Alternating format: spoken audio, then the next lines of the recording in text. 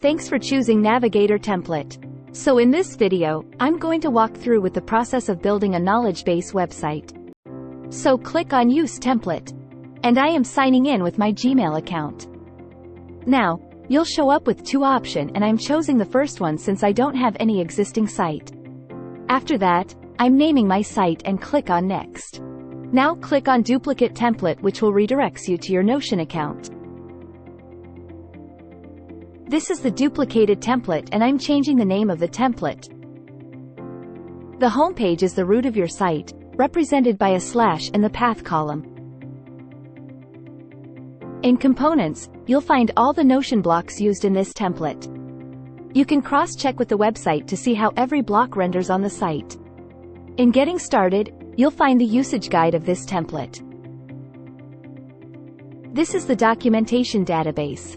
You have to replace all content to match your documentation by deleting existing pages and adding your own. This path category acts as the URL for your page.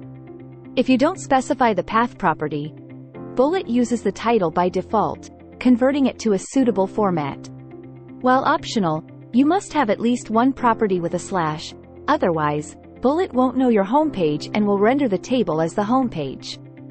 You can also see there are this category, meta title, meta description and keyword properties, which are all important for your search engine optimization. If you want to keep a page in draft and prevent it from being published, simply uncheck the Publish property, and it won't be rendered or published. So, here if you get into the pages, you'll see the three different sections: Sidebar, Main Content and Table of Content. So, in Sidebar, the topic are categorized and these are just for your reference. If you want to rearrange any property, just go to Group. You can see this is grouped by category. If you want to rearrange any of those categories, you can feel free to rearrange this category here. To create a new category, click Add a Group.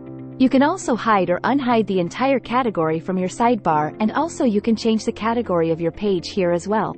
Once content is ready, click Share, then Publish, and copy the Notion URL.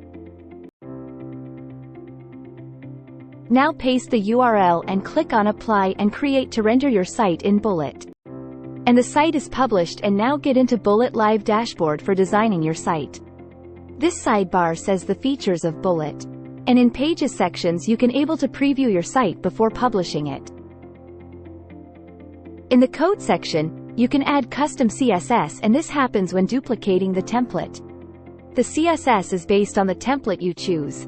Removing this CSS will make your site look exactly like it does in Notion. When you paste the CSS, it appears a beautified site. You can also add your own CSS to further customize the appearance. And in Theme section, you can also change the mode of your site. You can even change your brand color. Once all done, click on Save. In Settings, Bullet even allows you to add a custom domain to your site. You can also secure your documentation or specific pages with passwords using membership and lock features, making them accessible only to your team members.